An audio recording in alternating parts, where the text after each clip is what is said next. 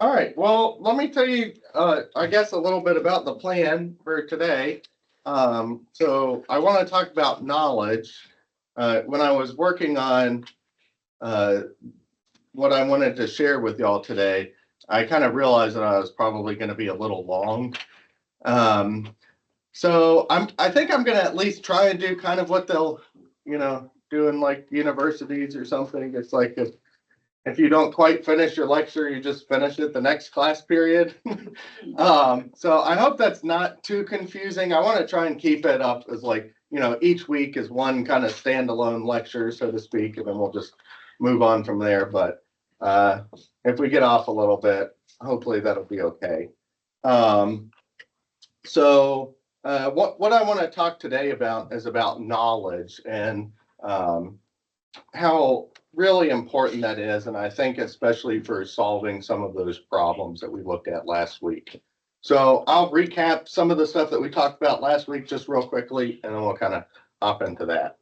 So let me pray and we can get started. Dear Lord, we just thank you so much for how you love us. Lord, I just pray that you would meet with us here today. Lord, I pray that you would help us to think more like you. Lord, that you would help us to love you with our minds. Lord, I just pray that you would help each and every one of us to really take to heart the information that we're looking at today. And I pray that it would be helpful to everybody that's here. Lord, I just pray that you would please help me, that you would help me to explain things well, to be clear and to be concise and um, to get through as much as we can. And again, we just thank you so much for your love for us and your kindness towards us. And it's in your name we pray. Amen. Um, all right. So last week, one of the things that we kind of talked about last week was about how God's plan was for people to live and to rule in his presence. And that one of the things that we see in the world is that people have departed from this plan and things have gone really badly because of that.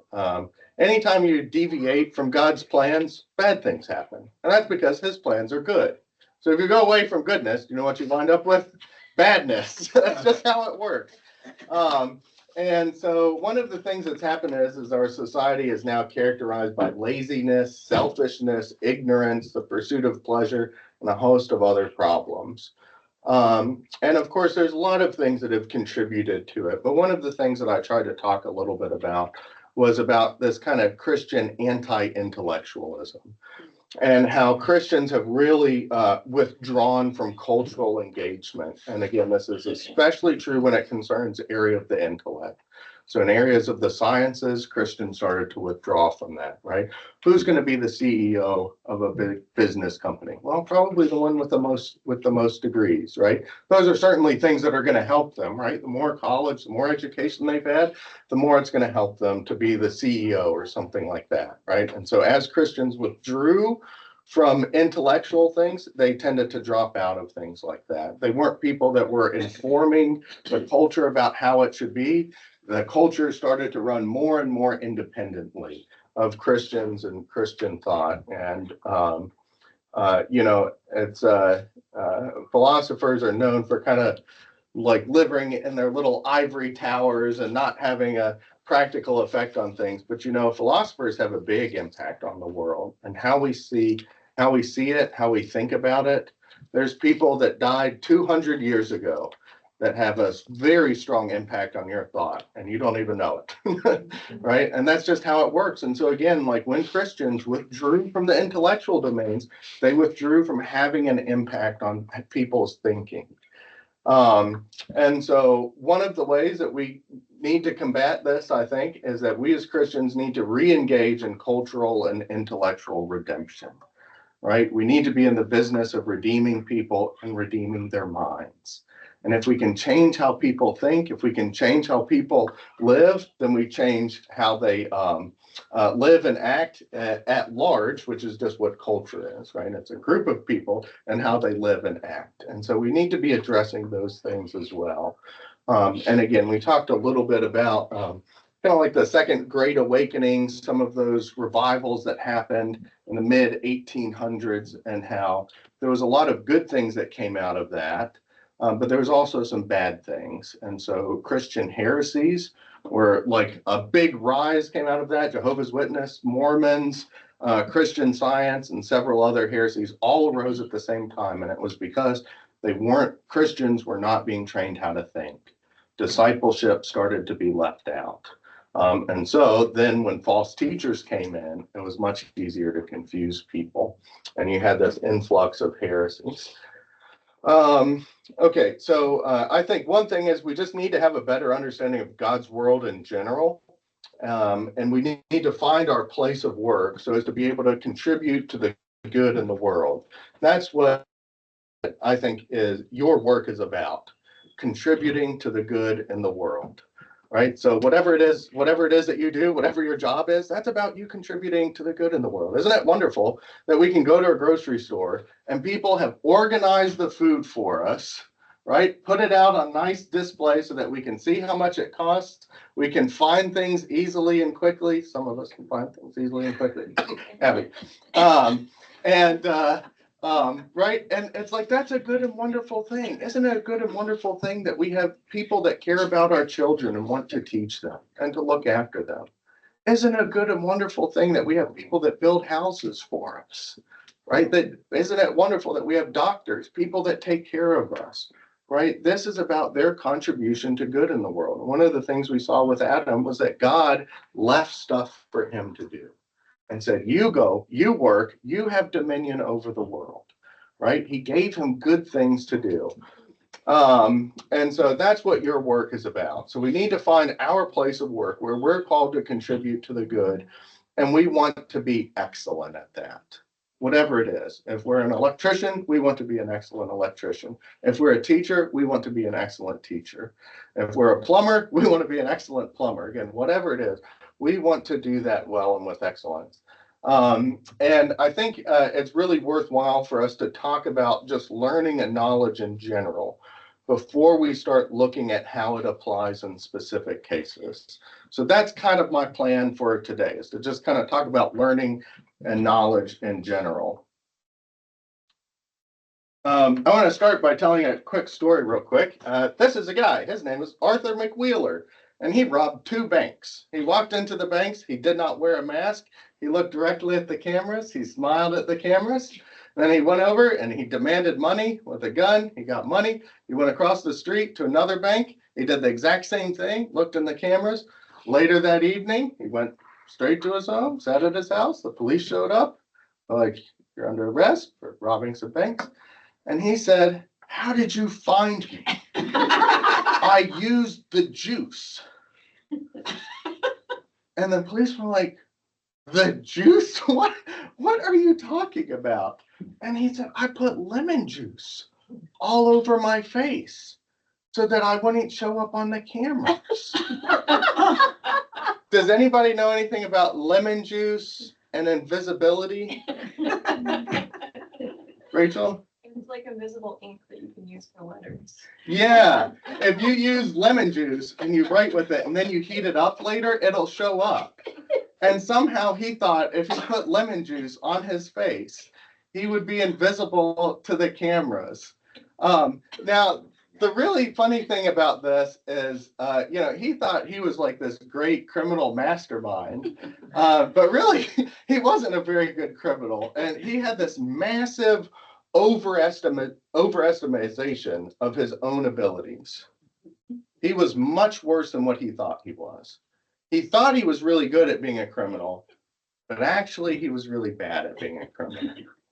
And unfortunately, this isn't a symptom just of Mr. McWheeler here, but it's a symptom that happens very heavily in our culture.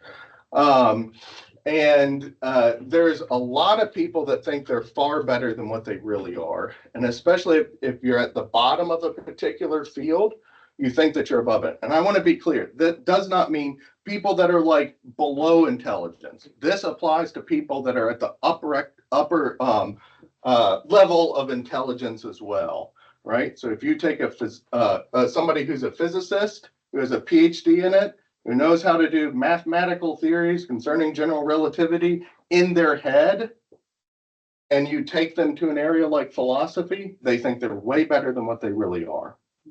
They're very poor at estimating their own abilities. And this is kind of called the above average effect. I have some like kind of interesting examples of that here. So in this chart, in all of these cases, these colors turned out a little more similar than what I was hoping. But there's kind of a green line that's on the left for each one of these. The green lines is what people's answers should have been, okay? And the yellow line is what they actually were. So for this first one, if you look, they asked a whole bunch of different teachers, are you an above average teacher?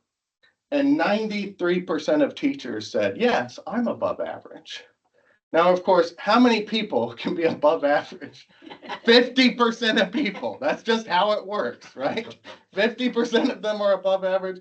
50% of them are below average. That's just what average means and how it works. 93% of them thought that they were above average.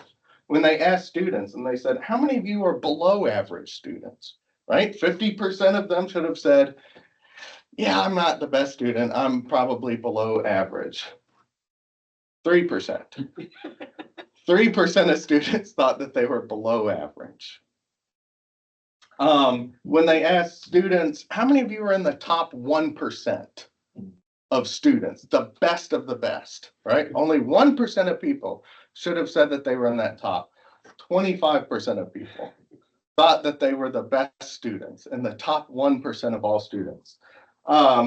These people, Kruger and Dunning, they did this article about people that are incompetent, but they think that they're competent. And in one of the studies, they asked people to kind of rate their abilities to detect what is funny, what would make other people laugh. And the people that did the worst, their score was around 12%, but they thought they were close to 60% in terms of their ability to recognize what was funny and to make people laugh. And as we go through the class, and you have to suffer through more of my jokes, you might realize that I'm probably one of the people that falls into this section. They asked a group of managers, and they said, compared to other managers, would you say that you have a higher IQ than average and is typical for managers? Or would you say you have a lower IQ? Right? And so again, 50% of them should have said like, oh no, I think this is below average, excuse me. So 50% of them should have said, yeah, we think we're below average. Only 3% thought that they were below average. The AAA did a study about drivers, and it's right at 80% of drivers think that they're above average drivers. Right? So we have a massive problem in our culture in which we think we're better than what we really are. We think we know stuff that we don't. We think we're experts in areas and we're really not experts in it. We think we know a lot and we know very little about it. And this is one of the things really that does kind of contribute to that anti-intellectualism. Why should I listen to other people? Why should I go out and learn? I already know all of this stuff. Why should I go to a driver's ed class? I'm already clearly one of the greatest drivers. Why should I go to this business training seminar? I'm above average IQ when it comes to managers. I'm incredibly competent, right? And so we shut ourselves off from learning. One of the things that I'll talk about a little bit later is just the importance of humility when it comes to knowledge and to learning. That study that Kruger and Dunning did about people who thought that they were really good but weren't, they recognized that there's kind of this dual burden of ignorance. The first burden is that the people are wrong. They're wrong about their decisions, and they have to suffer the consequences of their wrong decisions. The second problem is that they're ignorant of their incompetence. They don't even know that they're incompetent. And that causes them to continue to make bad decisions. Kind of like with, MacArthur Wheeler. He doesn't stop at robbing one bank. He goes on and he does it again and he robs another bank, right? And he keeps doing this. And I wonder, can you all think there's a TV show actually that, especially in like the first couple episodes of it for every season, It focuses on people who think they're exceptional at something, but they're actually really terrible at it. I think it's an older show. I don't know if it's still on now. Can anybody think about what maybe that is? Revolves around people who think they're really good at something, but they're actually really bad at it. Big Bang Theory. No, but I've had other people suggest that. I haven't watched the show, so there must be something to that. Do you think you can dance? It's probably that would work. Undercover Boss. Maybe. I think it's very close to what Rachel suggested. It doesn't involve dancing. Network News. Involves singing. American Idol, right? Why does everybody watch the first couple episodes? Because there's all of these people that go on that are convinced they are exceptional singers and how great and wonderful they are. And despite leading experts telling them you're not good, they don't learn from it. They don't correct themselves, right? They're horrible at it and they don't even know that they're horrible at it, right? And so, again, this is kind of a real problem that we face. And so I want to just talk about what knowledge is. And again, we'll kind of pick that theme up again about humility and its importance for learning. So this is one of my favorite authors. This is Dallas Willard. You'll probably see a couple pictures of him. And one of the things that he used to say was he used to provide a definition of knowledge. But actually, before I get to that, I should say that success and satisfaction depend on knowledge. And I don't just mean like, your ability to, do physics or to know like ancient historical dates. This applies to everything, right? If you're going to be a plumber, you need to know what a problem is. You need to have knowledge of that problem. You need to have knowledge of how to fix it, right? If you're going to be dealing with people, you need to know who those people are. You need to know what they need. This isn't just like what maybe we would call intellectual knowledge, but it would include like know-how knowledge, knowing how to do something. If you're going to be a carpenter, you need to know how to cut boards, how to nail them together, when to use nails, when to use screws, when to use this tool, that tool, right? Knowledge is involved in all of that here. So I'm not just talking about like kind of esoteric stuff, but success and satisfaction in life depend upon knowledge. And even at the spiritual level, right? Success and satisfaction depends on you knowing God, right? That's what it depends on. You having a relationship with him and knowing him. So success and satisfaction depend upon knowledge. So what is knowledge? Sorry, I'm still getting ahead of myself. Willard used to like to say the burden of human existence is the need to find an adequate basis for action and knowledge. Have you ever noticed that like many animals right after they're born, they're practically independent, right? They're able to just kind of go off and live, or the mothers give birth and then go off and do other things, right? That's because animals run primarily off of instinct, right? They know what to do by instinct. It's kind of programmed into them by nature. Babies do not know what to do by instinct.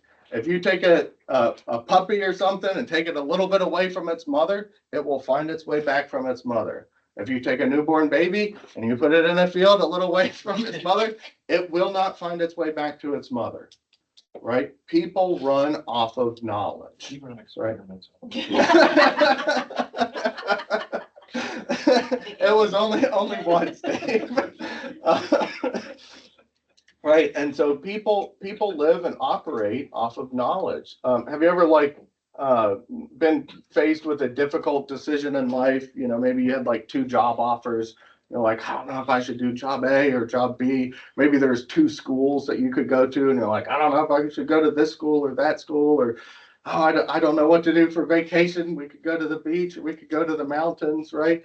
Part of the problem is that you're going to say, I just don't know. I don't know what to do. If you're going to make the right decision, you have to have knowledge for it. This is just how our lives work. We make decisions based off of knowledge. So it's really worth us kind of thinking about what knowledge is and how it works. To have knowledge is to be able to represent something as it is on an adequate basis of thought or experience. And that definition comes from Dallas Willard and is one of the things that makes people hate philosophers. Right? But let's just kind of break it down a little bit. If you know something, then whatever it is that you're believing or thinking to be true, it needs to actually be true, right? If you say, oh, I know that China is in Africa, it's like, you don't know that. You're wrong because it's not true. For you to have knowledge, it has to actually be true. Okay, so it has to be true. You also have to have an adequate basis for it. It has to be some sort of evidence, right? It can't be a lucky guess, right? If you guys ask me, like, what do you think my neighbor, my spouse or something is doing? I said, they're sitting on the couch, eating Cheetos, watching a movie. And it turns out that's actually what they're doing. That doesn't count as knowledge, does it? Right? It was a very, very lucky guess, right? Right. And so we need to have some sort of evidence, some sort of reason for what we believe. And then, of course, lastly, we need to actually believe it, right? We need to hold it, right? So sometimes people are presented the truth and they're given evidence for it, but they reject it. They don't believe it. And so they don't have knowledge, right? Even though somebody competent told them that, even though somebody competent said, you can't sing, and they really can't sing, and they have good evidence that they can't sing, right? They can still reject that. They can refuse to believe it. And so those are the three things that you need to have in order for knowledge. And knowledge is, again, extremely practical. People die from not having knowledge. People die from not knowing how to use a table saw, right? Because they get killed. They do something that's dangerous and they get killed. People die in a much deeper way by not knowing how to forgive other people, right? People perish from a lack of knowledge. That was one of the quotes that was at the beginning from Hosea. My people perish from a lack of knowledge. They don't know me. They don't know my ways. They don't know how things work. And that is the basis for you living well. So knowledge is extremely practical. I want to talk a little bit more about that. Knowledge confers the right to act, to direct action. You can just read that as being the boss or managing other people, telling them what they have to do. Knowledge confers the right to act, to direct action, and to develop policy. I don't know how many people can see them. I think there's an outlet over there somewhere Right here. on the wall. There's an outlet that's here. If you guys can see your outlets, I'm going to use those as an example. If you can't see it, it's okay. First of all, how many of us are allowed to just start working on that outlet? No. Maybe Jesse. Why you? Because I'm an electrician. Because you're an electrician, right? Because you're supposed to know what to do, right?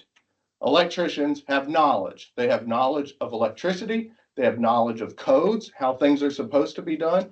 That confers on them the right to act on things like electrical outlets.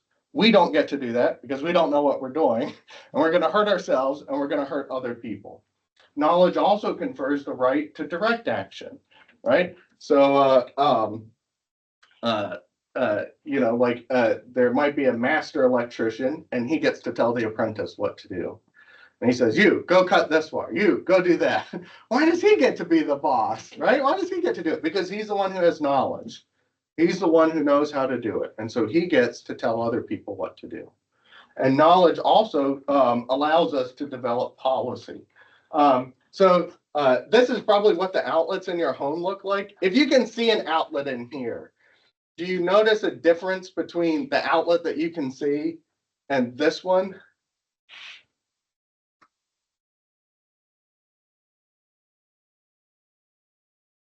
Or maybe you've seen outlets at a school, a hospital, a commercial building. Guards on them. All right. Yep. So that one has a guard on it. Some of them don't. That one's upside down. It's upside down. Why is it upside down? Somebody know what they're doing. So the ground is facing upwards, so if something makes contact with it, it'll short, not fry them. Yeah, so here's an interesting thing that happened a while back. All the electrical nerds, sorry Jesse, Nah, got together and they debated, how should we do outlets? And one of the things that they realized was that what if something comes unplugged from this outlet just a little bit? And you have like a metal plate or wire that falls down, it'll rest across those two and it'll short it out. And you could have problems because of that. If we flip it upside down so that the ground is facing up, then it can't rest on it. And it's much safer that way. And then a bunch of other people had said, well, you know what happens when people vacuum, right? You vacuum your house, you're vacuuming, and then all of a sudden the vacuum stops working for no apparent reason. And then of course you've gone too far and you've pulled the plug out. When outlets are faced this way, there's a much greater chance that the last thing that will lose its connection will be ground. Ground will hold longer. If you flip it around, then ground is the first thing to lose a connection, right? And so you can have a problem there, right? Both of these you can think like, are these really major problems? They're really not. And that's why it's like, it's not really a big deal. But people got together and they were kind of like, well, what should we do with this? And one of the things is the people that did stuff on the commercial side, they kind of won the argument, so to speak, in terms of having them upside down. And that actually makes sense. If you go to hospitals and commercial buildings, you'll see there's a much greater chance that the outlet cover plates will be metal. So that plate getting a little bit loose, the screw getting loose, there's a much greater chance that you have a metal object that can short these two off here, okay? So now what I want to ask is, when they were debating this, which way they should do it, did anybody ask us how we thought the outlet should go? Nobody asked me my opinion. You know, why didn't they ask me my opinion? Because I don't have knowledge, right? It's the people who have knowledge of electricity and how it works that get to develop policy. And of course, one of the really broken things in our world is that there are people that are acting, that are directing action, and that are developing policy, and they're not doing it on the basis of knowledge. They don't have knowledge. They don't know what they're doing. They've taken positions of power and they're acting and doing stuff that they shouldn't be doing because they don't know what they're doing, right? And this is true just across the board here, right? And so for us, the reason that success and satisfaction depends upon knowledge is because there's a way that the world is. And success depends on you knowing this, right? That outlet does not care if you know how to short something out or whether something will short it out. It does not care. It does not care about your opinions, right? And corrections are kind of like being wrong about something is like having a nasty run-in with reality, right? You think the outlet works a certain way and the outlet says that's not how it works, right? And you get shocked and you get hurt and you burn a house down and you do other bad things, right? Right. And so success and success depends upon knowledge because there's a way that the world is. The world really doesn't care what our feelings or what our beliefs are. That outlet again isn't going to alter itself just for you. And so it's worth thinking about, like, what are our plans in life? What is it that we want to do? Again, usually when I used to talk about stuff kind of related to this, I was doing a lot of talking to students. And so it was kind of like, what's your career path? What is it that you're majoring in? What is it that you're looking at doing? And what are your plans? And I would tell them a story about a dentist that I had to go to one time. So I chipped a tooth on a ladder. And the old dentist that I went to, my insurance didn't accept anymore. And so I had to go to a new dentist. And so I went to this woman and it was a horrible, horrible experience. She could not get me numb.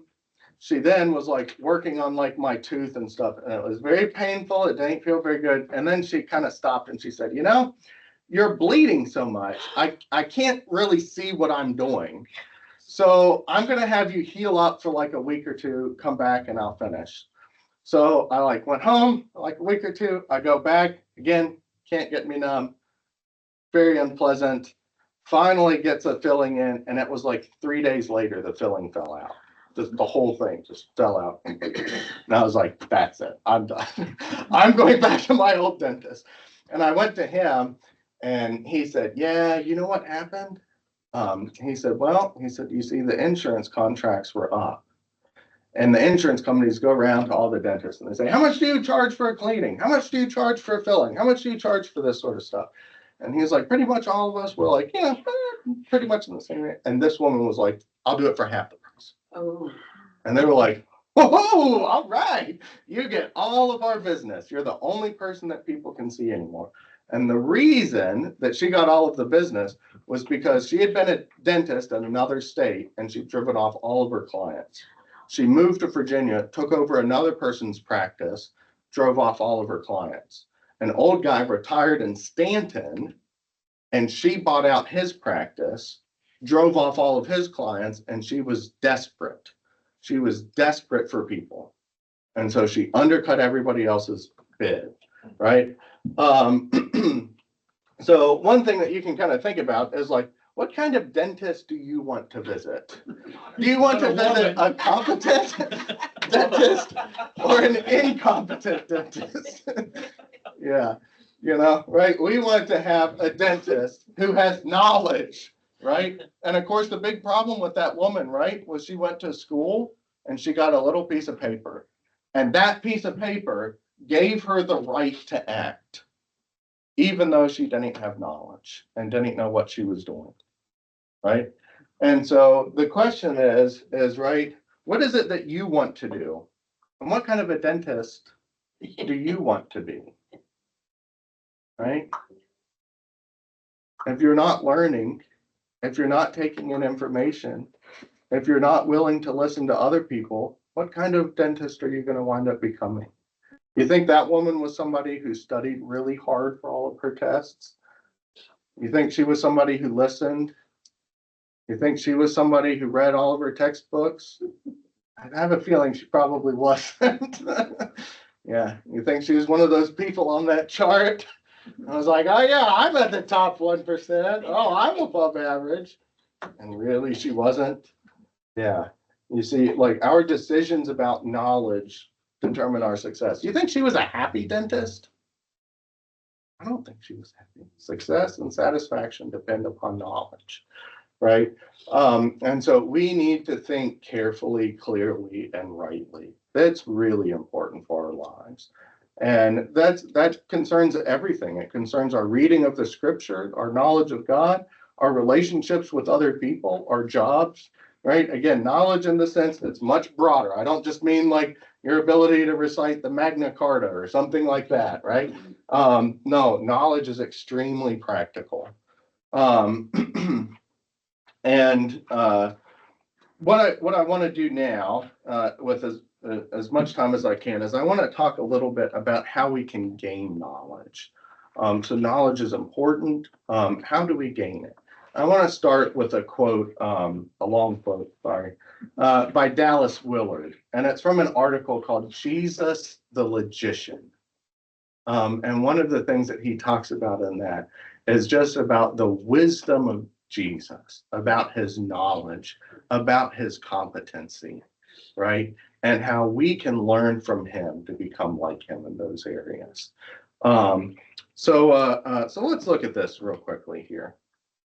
In order for us to have knowledge, we need to think clearly and rightly. And there are logic and moral requirements for this. So let me read this quote here. And then on the next slide, I'll kind of break it down and talk about the main things that he's discussing here. So Willard says, to be logical, no doubt, does require an understanding of what implication and contradiction are, as well as the ability to recognize their presence or absence in obvious cases. But it also requires the will to be logical. And then certain personal qualities that make it possible and actual. Qualities such as freedom from distraction, focused attention on the meanings or ideas involved in talk and thought, devotion to truth, and willingness to follow the truth wherever it leads via logical relations.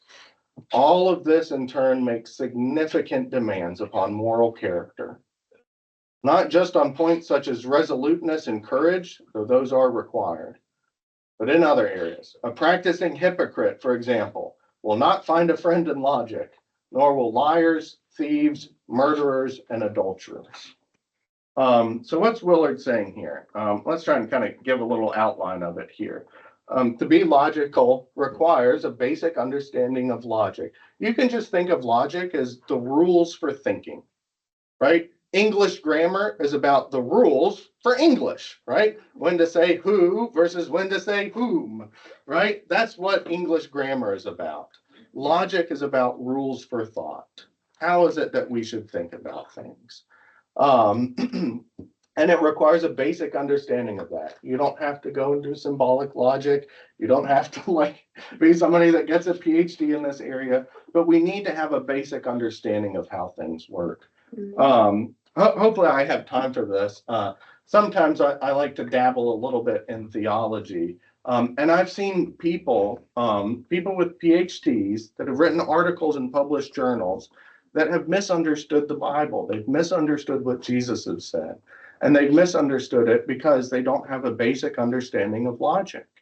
They can't think clearly and carefully, right? They don't know how if-then conditional statements work. And so they're wrong about what Jesus is saying in places, right? And so this is important, right? If we don't know how to read, you know what? We're not going to read the Bible well. If we don't know how to think, you know what? We're not going to read the Bible well either, right? This is important. And again, don't kind of abstract this to like, oh no, I got to go take a, master's level, class of symbolic logic or something like that. No. But like, we do need to have a basic understanding of how to think and to be logical. We also need to choose to be logical. That's something that we're actually going to strive to do, to think clearly and carefully about things. Being logical doesn't happen by accident. And it's interesting to think about what this choosing to be logical can be opposed to, right? So it can be opposed to the will or the desire, the choice to be right or to look good, right? So what happens when you're saying something and you're in an argument and then you go, oh, wait a minute. Yeah, they were right about that. Huh? You're going to be logical? What's that going to involve? You saying that you were wrong. That's what it's going to involve, right? It's going to involve you, Billy, not focusing on being right regardless and making other people wrong and look bad, right? It's not about you looking good and besting other people, but it's about finding the truth. That's what you're focused on, the truth, right? Not yourself. It involves a lot of personal qualities too, such as freedom from distraction. One of the things that we saw last week was just about how busy and hurried and rushed our culture is. And it's always trying to distract us. And I think part of the reason is because it does not want us to think clearly and carefully about things. I'll probably say this again, but newsflash, Christianity, it's true. Amen. So you know what? Clear, careful thinking supports Christianity. You know what bad, sloppy thinking supports? Not Christianity, right? We need to think rightly about things. And part of the way that Satan can attack us is by getting us to not think clearly and carefully. C.S. Lewis wrote a book called The Screwtape Letters. And in it, it's kind of about this like head demon. And he's like telling this underling demon, like, here's the bad stuff you should do to this guy, right? And so the book's a little funny because you kind of have to flip everything around and you go like, oh, that's a bad thing that I'm being tempted to do. I shouldn't do that. I should do something else. But it can be insightful.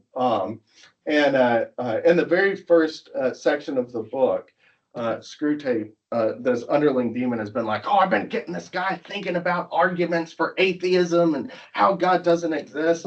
And that demon is like, do not do that. Do not get him to start thinking logically and carefully. It's not on our side. It is against us. Don't get him to think that it's false.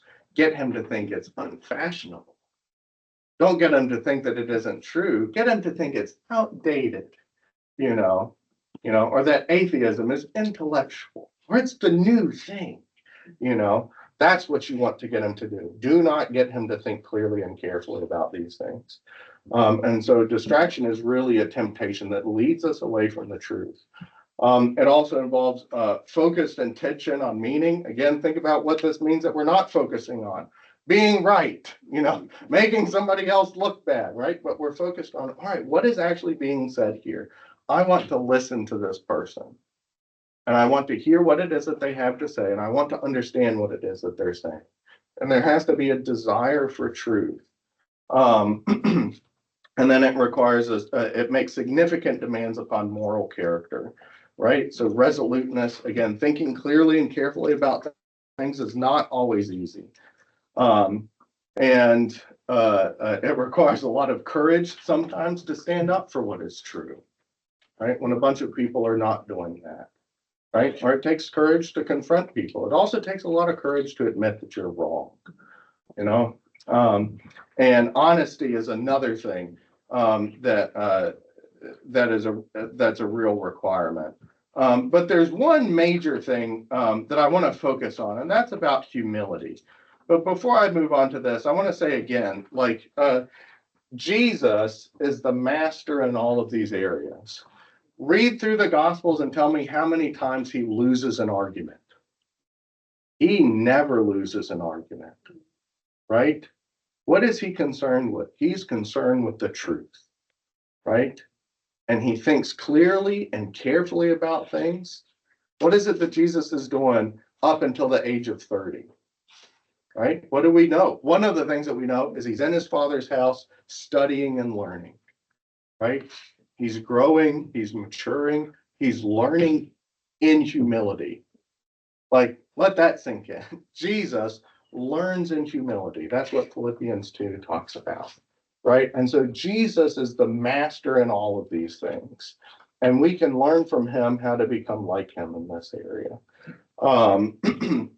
But let me talk about humility in particular just a little bit. So this relationship between knowledge and humility.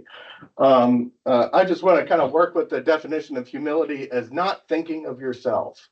Again, if you're not thinking of yourself, what are you thinking about? You're thinking about others, how you can love them and help them. You're thinking about God, how you can love him and serve him, right? What is it that you're thinking about in an argument? You're thinking about what's being said. You're thinking about what the truth of the matter is. That's what you're focused on. Not, am I looking good?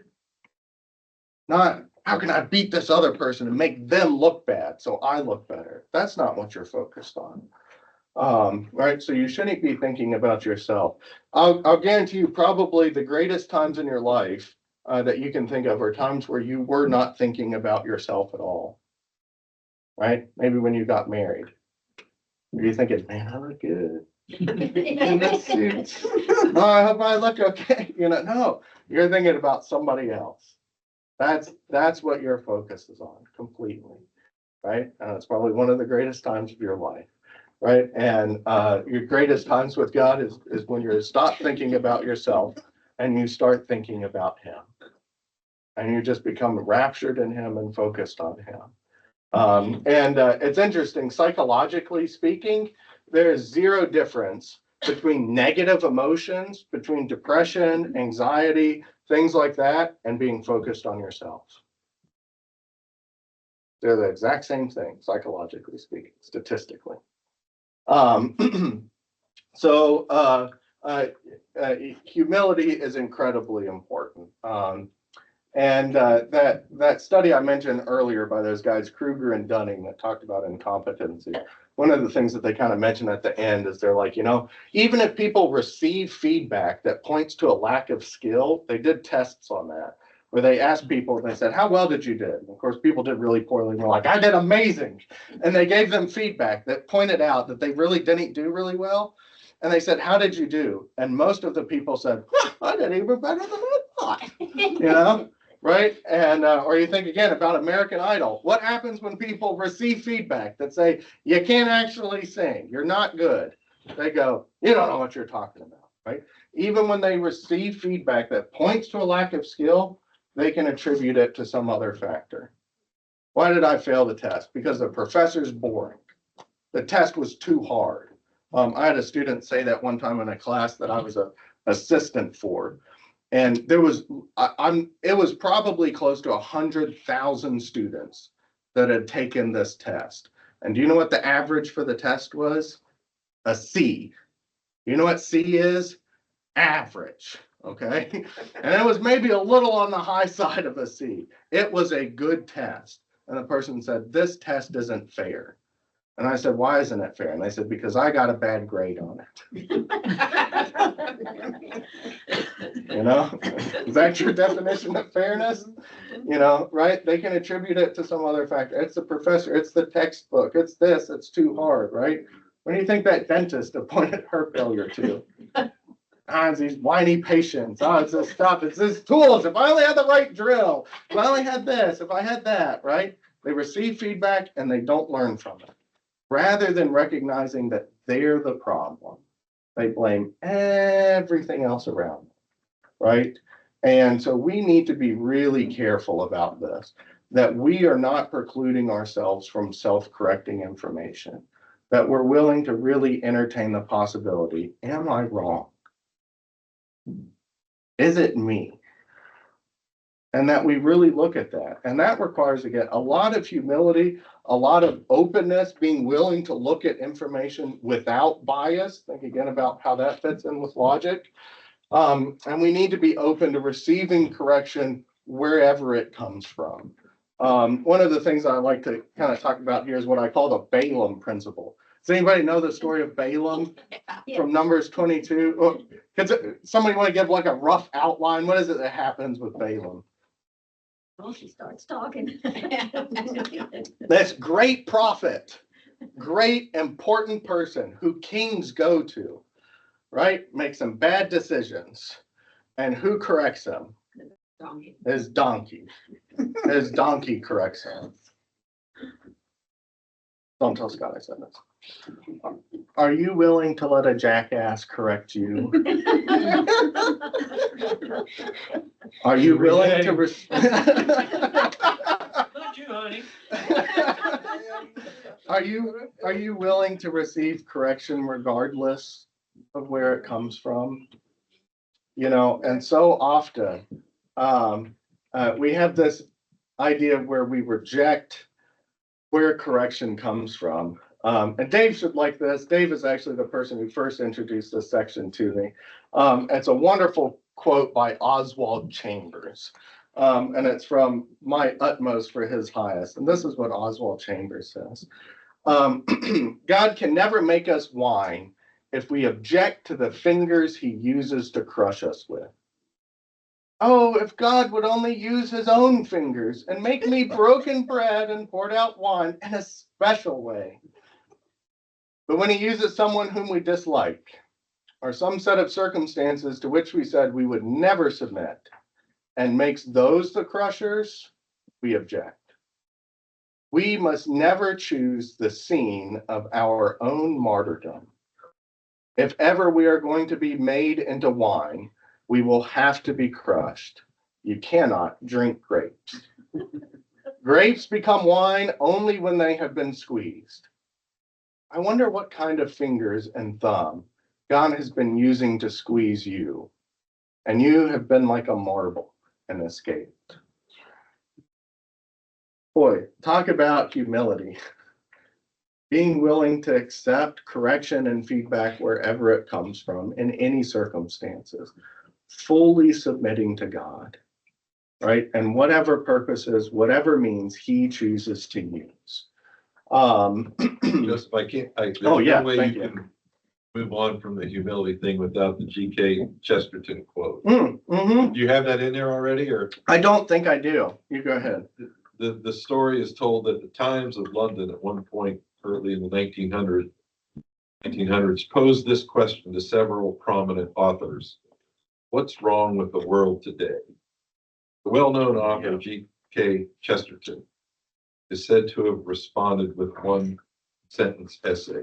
Dear sir, I am yours, G.K. Chesterton. Yeah, that's great. Yeah, thank you. Right, so often we remain in ignorance because we're willing to recognize that we're the problem. Right? And we don't accept where feedback and correction comes from. There's also a thing that's kind of called cognitive conservatism. And that's a fancy psychology term. And it just means that basically what people do is when they have a belief, they continue to look for more and more evidence that supports that belief, and they reject anything that goes against it. Right? And they preclude themselves from any sort of correcting information.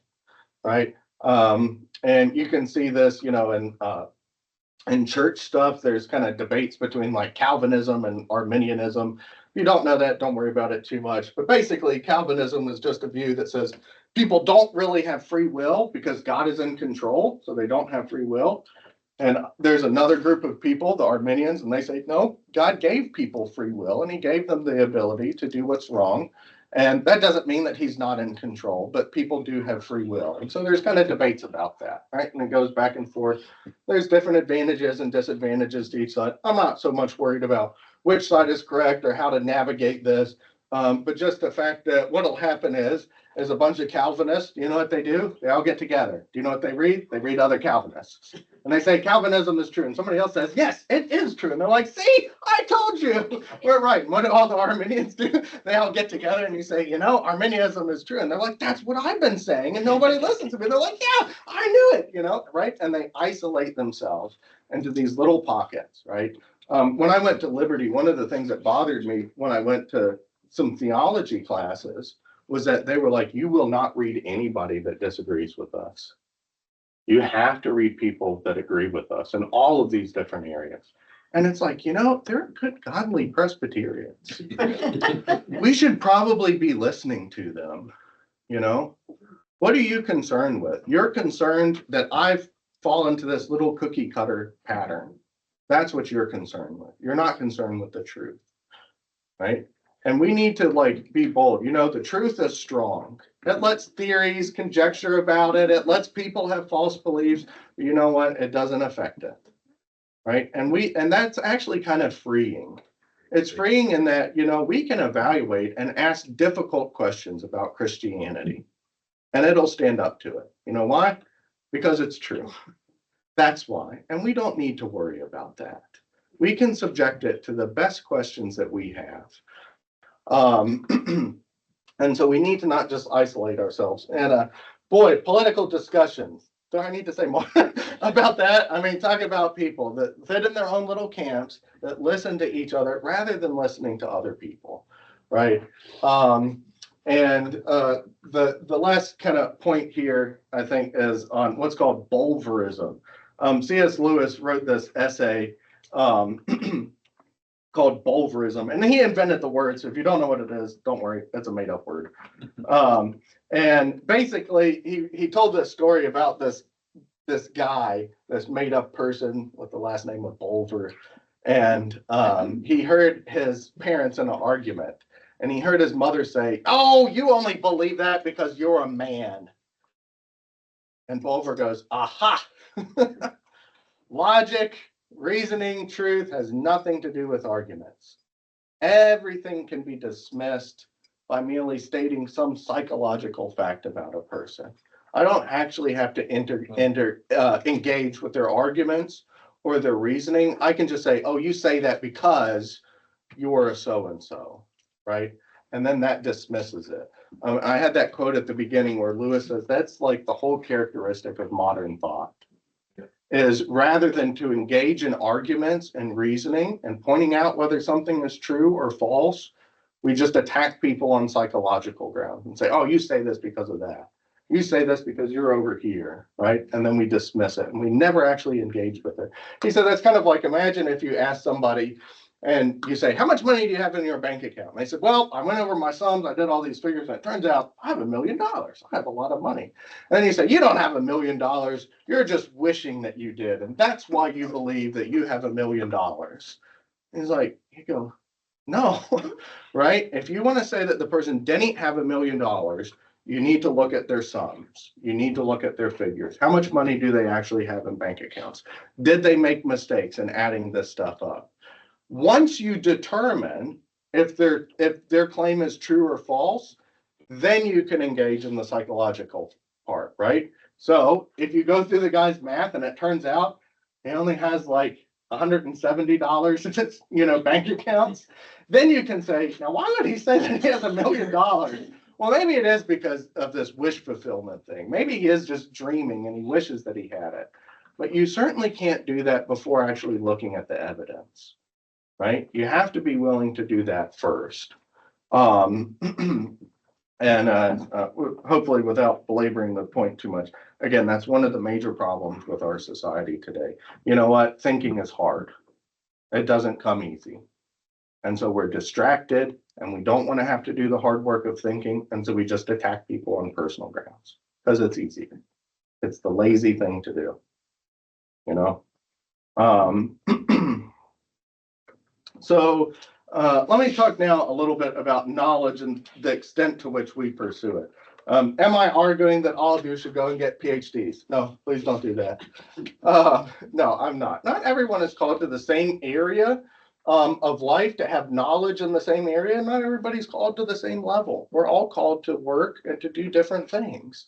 And so what we need to be doing is we need to think, what is our area of work? What is it that we're called to do? And how can we do that with excellence? What is it that you're interested in? And how can you serve? Right? God has given you special talents. How can you use those to serve him and to serve others? Those are the things that we should be doing. And then we should be thinking, how can we do that with excellence? Maybe that means you take a class at Valley Votech on how to be an electrician or how to do welding or something like that, right? That's where you need to focus on. Maybe you're called to be a teacher and you need to focus on going to school and doing well in your classes. Maybe you're called to do nursing, right? You need to focus on learning how to do that well and with excellence. Maybe you're called to be a manager and you need to do that well.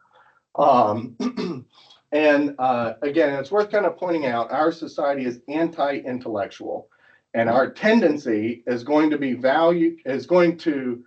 to value and pursue knowledge less than we should. And so we should recognize that that's our tendency, right? Is not to overly value knowledge, but to discredit it. And so we might need to push back against that a little bit, right? I'm not a pastor. I don't need to read my Bible. No, I don't think so. I think you do. I'm not a pastor. I don't need to read this book on theology. Maybe. But we should think about that. Will it help you to understand the Bible better? Will it help you to think better? Are you saying that because it'll cut into your video game time? It'll cut into your bridge playing time or whatever? Your fun time? It's like, we need to recognize that that's our tendency, and to push back against that a little bit. Could I chime Yeah, back in? yeah, thank you. The folks that misjudge their level of knowledge. I can't remember exactly who said it, but to me, I find that like I went to a power plant one time and this guy just thought he knew everything about what I was going to try to take care of for him. And he told me so. Like I know it all, basically I know it all.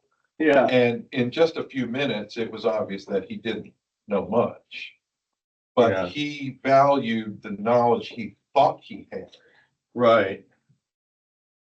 And so in his mind, it was kind of like he was valuing knowledge. The problem is that his knowledge was bogus. It wasn't based on fact.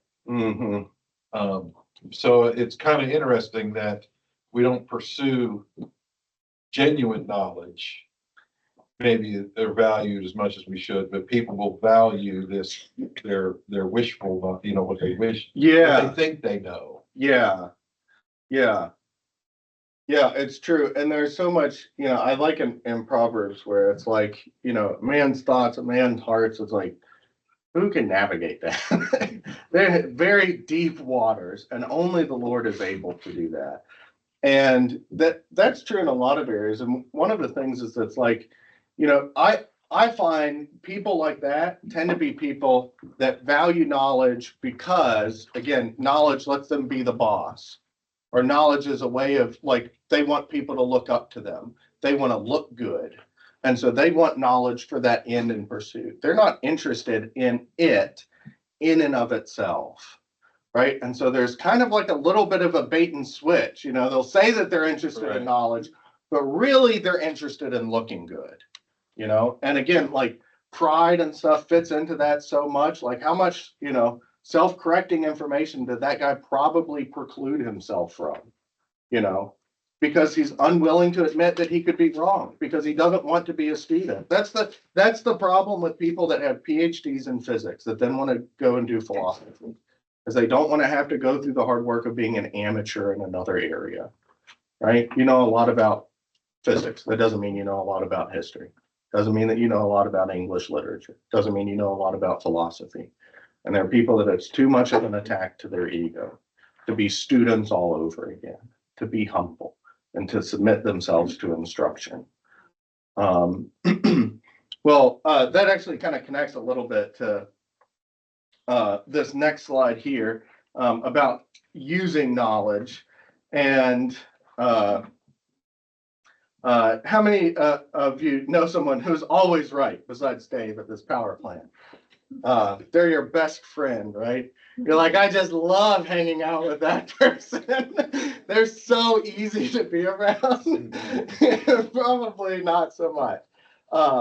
And Dallas Willard says, being right is one of the hardest burdens human beings have to bear, and few succeed in bearing up under it gracefully. How many times do we use knowledge as an understanding as a way to browbeat other people?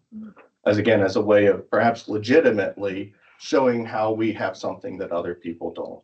You know, maybe you do know something that I don't, but outlets or, you know, something else. And we use that to make other people look bad. And again, it's Jesus is just such a wonderful example here. If you look at him, he often left room for people to disagree with him. And he spoke in parables in part to preserve their freedom to disagree with him.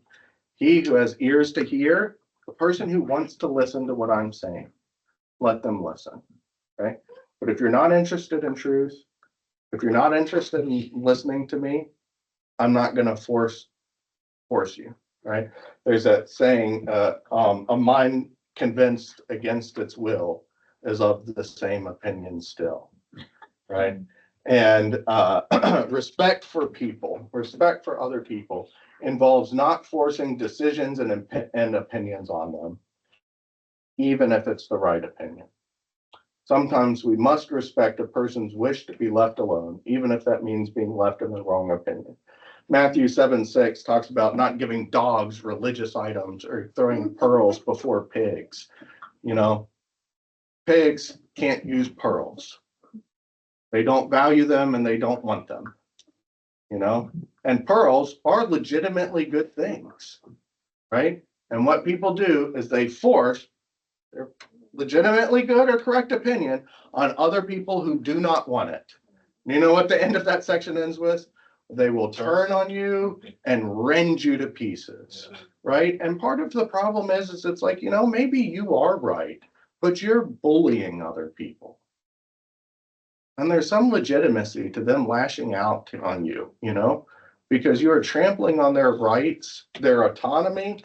And it's like, we need to be willing to let people be in their wrong opinion sometimes, right? And we can treat people as a means to our glorification of self, losing sight on their intrinsic value, right? We want to show this person that they're wrong so that we'll look right and good, right? We want to beat them down so that we can be lifted up, right? We're not concerned with helping them. Now, if you're concerned with helping pigs, you wouldn't give them pearls. They don't want it, they can't use it. You give them what is helpful to them. Jesus, he confronted the young ruler and others. He didn't run after them when they didn't give the answers he wanted. He didn't beat them into saying, oh yeah, you're right. He just gave the truth and it was up to them to accept or deny it. Yeah. True humility is important for gaining for pursuing and for using knowledge. It's just so important across the board. I realize I'm real close to time, but I'm actually on my last slide here. I just want to talk a little bit about like kind of the competent Christian. Again, I hope this is a way of emphasizing what we were talking about last week, about what this call for Christians to do in terms of engaging in the world and stuff. C.S. Lewis one time, he spoke at a place on Christian apologetics to a bunch of people that were like burgeoning pastors and stuff that were looking to go out and to do evangelism and stuff. And he talked about Christian apologetics. And he said, what would really trouble non-believers was if whenever they wanted a cheap, popular introduction to some science, to like a history book, they wanted the best math book, or they wanted to work under the best boss at a grocery store, or they wanted to be with the best teacher, or all of these sorts of things. The best work on the market was always by a Christian. That would bother, right? What would bother people is if every time they walked around, they said, the most knowledgeable, most humble people, the people that are most concerned with the truth and thinking about rightly, it's always Christians. That's just what I keep running into. And this guy, he built my deck and he did an amazing job and he did what was right and he was honest and he was competent and he was a Christian. And the plumber guy was a Christian and the roofer was a Christian. I found out my boss at work is a Christian. That'll bother people, right? And so don't think that this doesn't have an effect on our evangelism and on our witness. It really does. And so as Christians, we want to be models to the world of what honest, godly, loving, hardworking, clear-thinking people look like. And this involves a firm conviction in the truth and a dedication to hard work. And a lot of times what that involves and looks like is finding the truth and then explaining that humbly, I should probably add, that truth to other people. And again, newsflash, Christianity is true. So you know what? The more people think rightly about the world that we live in, the more Christianity will stand out as the one true religion. It's interesting in philosophy, there's arguments for God's existence from math. From the fact that 2 + 2 = 4, there's an argument that God exists from that. From the fact that there are things that are right and wrong from morality, there's an argument for that. From the fact that the gravity exists, there's an argument from that. From the fact that that chair exists, there's an argument from that, right? There's all of these arguments for that. And that's because Christianity is true. And truth begets truth. If you can think clearly and rightly in this area, it'll help you to think clearly and rightly about the next area and the next area and Christianity and God and his nature.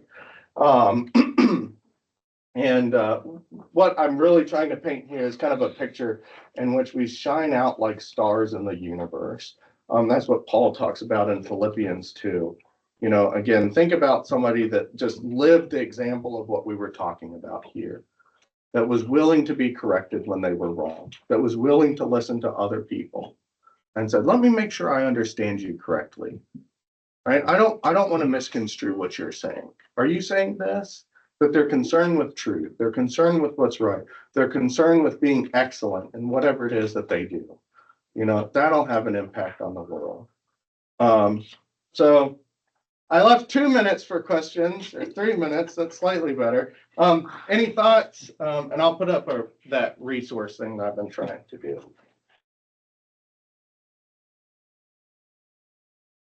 Thank you. That was really, really well done. Thank you.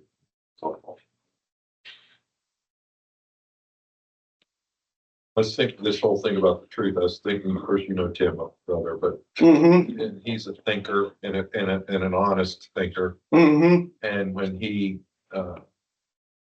basically told me he was searching for the truth, I just like this wave of peace came over me. Yeah. Oh, he's going to become a Christian because that is the truth. And I knew that he would honestly seek the truth.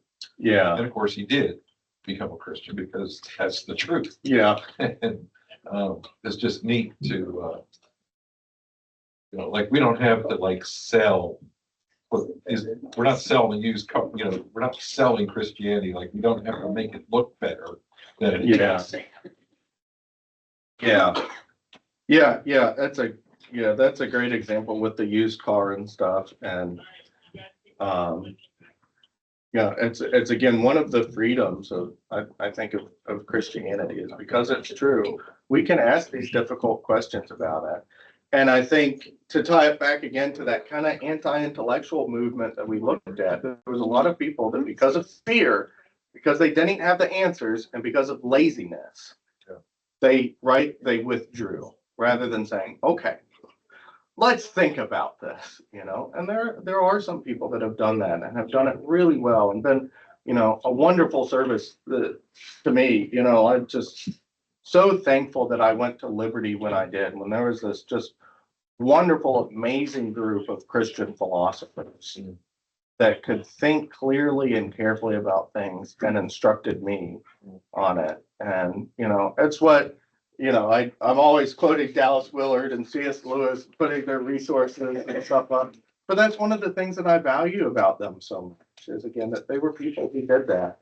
And it's interesting that both of them had backgrounds in philosophy.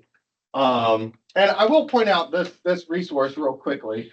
Mark Foreman, he was a guy that was a professor at Liberty, was one of my professors.